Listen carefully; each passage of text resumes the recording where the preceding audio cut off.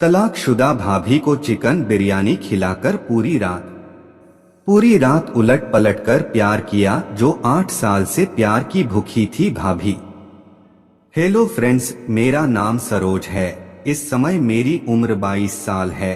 ये बात उस समय की है जब पूरे देश में लॉकडाउन लगा हुआ था। लॉकडाउन की वजह से मैं घर पर ही था। अब लॉकडाउन में कुछ छूट मिलने लगी थी। उस दिन हुआ कुछ ऐसा कि मेरे घर के बाजू में एक नई भाभी रहने आई। एक दिन मैं जब सुबह उठा तो देखा कि सामान शिफ्ट हो रहा है। 10 मिनट बाद मैंने देखा तो मैं हैरान हो गया। एक भाभी अंदर से बाहर आकर हवा खाने के लिए खड़ी थीं। उन्होंने सफेद रंग की ड्रेस पहनी हुई थी और वो पसीने से भीगी हुई थीं। सब सामान शिफ्ट करके काम करने वाले लोग वहां से चले गए। मैं भी ऐसे ही बाहर आकर खड़ा हो गया। अब मैंने उन्हें ध्यान से देखा तो भाभी की उनकी उम्र 35 से 40 साल के आसपास की रही होगी। मैं अभी उन्हें देख ही रहा था कि भाभी मेरे पास आई और बोली, आप यहीं रहते हैं? मैंने कहा हाँ। तब उन्होंने मुझसे मेरा नाम पूछा तो मैंने उन्हें अपना नाम सरोज बताया। फिर उन्होंने कहा, मुझे एसी को इंस्टॉल करवाना है, कोई बिजली वाला आपके जान पहचान का है क्या? मैंने हाँ कहा और फोन करके अपने एक परिचित को बुलाकर भाभी का काम करवा दिया। मैं वहीं खड़ा रहा। उसके बाद वो बिजली वाला चला गया। भाभी ने हेल्प करने के लिए मुझे धन्यवाद कहा और मेरा फोन नंबर ले लिया। मैं उधर से चला आया। घर आकर मैंने खाना खाया और जल्दी ही सो गया। उसके बाद जब मैं सुबह सो कर उठा तो मेरे फोन में 2 मिस कॉल पड़े थे। साथ ही कुछ अननोन नंबर से 4 मैसेज भी आए हुए थे। मैंने पहले मैसेज ही देखे। उसमें लिखा था, सरोज आपने खाना खाया क्या और कल आप फ्री हो क्या? मैं समझ गया कि ये भाभी के ही मैसेज हैं। मैंने कमरे से बाहर निकलकर उन्हें कॉल किया। सुबह की हेलो हाय के बाद भाभी बोली कि मुझे बाजार से कुछ सामान लेना था, इसलिए पूछ रही थी। मैंने भाभी से बात करके 2 बजे का टाइम तय कर लिया। मैंने उन्हें बताया, घर के थोड़ी आगे मैं बाइक लेकर खड़ा रहूंगा, आप मुझे वहीं मिल जाइएगा। उन्होंने पहले तो कुछ संशय से देखा कि घर के थोड़ी आगे क्यों, पर फिर कुछ न कहते हुए हाँ कर दिया। उसके बाद वो मुझे 2 बजे मिली और बाइक पर मेरे पीछे बैठ गईं। वो जैसे महिलाएं बैठती हैं वैसे ही बैठी थीं। मुझे इस तरीके से बाइक चलाने में दिक्कत होती है। मैंने उनकी तरफ परेशानी से देखा तो वो समझ गई। उन्होंने कहा, ऐसे में दिक्कत है क्या? मैंने कहा, भाभी ऐसे गाड़ी चलाने की आदत नहीं है। फिर भाभी बोली, ओके मैं दोनों तरफ पैर डालकर बैठ जाती हूँ। अब मैंने भाभी को स्माइल दे दी। उसके बाद भाभी मेरे पीछे बैठ गई। फिर मैं गाड़ी चलाने लगा। अब मुझे बहुत मजा आ रहा क्योंकि जब मैं ब्रेक लेता तो भाभी की झोली में के दोनों आमों को टच होने पर मेरा अंग में बिजली दौड़ जाती थी और मन करता था कि अभी बाइक रोककर भाभी का आमों का स्वाद चख लो। लेकिन रास्ते में बहुत लोग थे, आते जाते थे, जाम लग जाती। फिर उसके बाद मैं भाभी के साथ एक मॉल में आ गया। उधर हम दोनों ने मिलकर शॉपिंग करना शुरू कर दिया। काफी खरीदारी करने के बाद हम लोग कपड़े वाले फ्लोर पर गए। फिर बिल वगैरह चुकाकर सामान बैग में डाले तो बहुत सारा सामान हो गया था। भाभी बोली, यार बाइक पर ये सब कैसे आ पाएगा, अब तो ऑटो करना पड़ेगा। अब मैं क्या कहता, कोई चारा भी नहीं था। भाभी ने ऑटो किया और उसमें बैठकर चली गई। मैं ऑटो के पीछे पीछे बाइक पर चलकर आ गया। उन्होंने घर पहुंचकर मुझे अपने घर पर बुलाया। मैं बाइक रखकर आने का कहकर चला गया।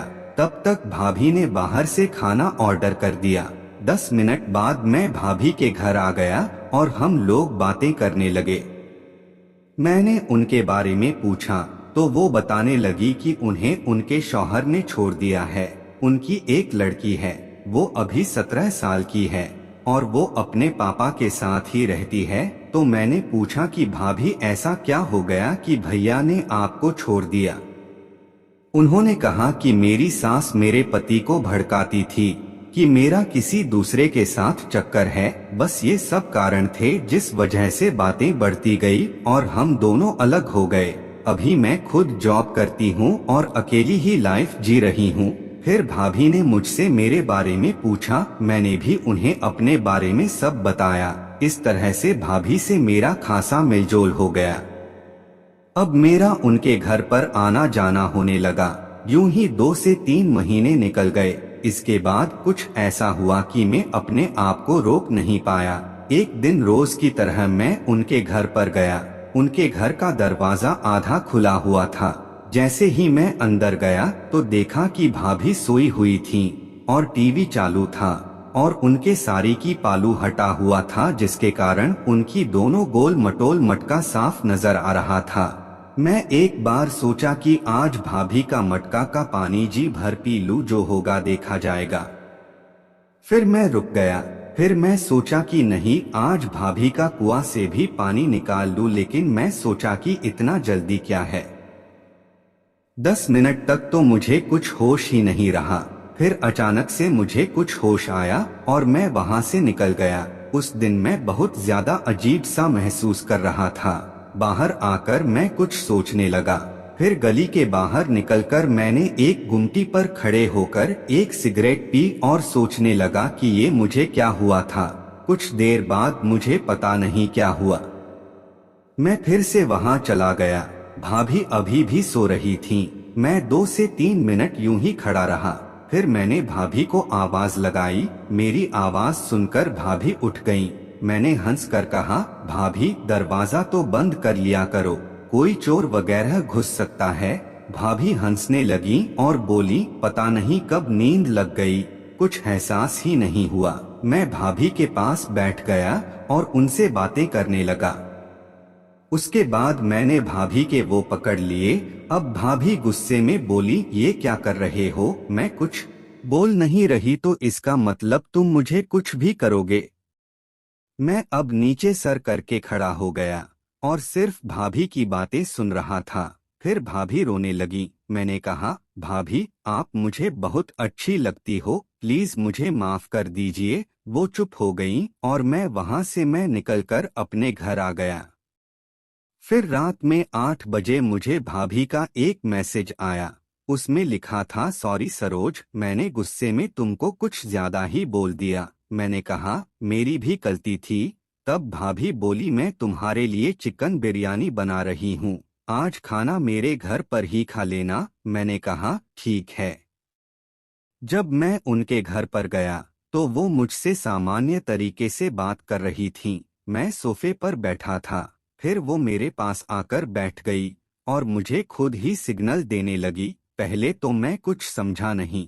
फिर भाभी ने कहा कि सरोज, मैं अपने पति से लगभग 8 सालों से दूर हूँ और इन 8 सालों से मैंने वो नहीं किया है। जब तुमने आज किया था तो मैं थोड़ा डर गई थी, लेकिन सरोज अब आपको मैं खुद बोल रही कि आप मुझे सारी खुशी दो। फिर मैंने कुछ ही देर में उन्हें 8 साल की खुशी कुछ समय में ही दे दी। फिर भाभी ने मुझे 2000 रुपए भी दिए और फिर वो सब के बाद भाभी रसोई से बिरयानी लेने गई। हमने बिरयानी खाया। खाना खाने के बाद मैं अपने घर आ गया और आज भाभी को बहुत ही सुकून भरी नींद आई थी। तो दोस्तों, आपको यह कहानी कैसी लगी? अपनी राय कमेंट बॉक्स में जरूर बताना और ऐसी ही कहानियां देखने के लिए मेरे चैनल को सब्सक्राइब कर लेना। धन्यवाद।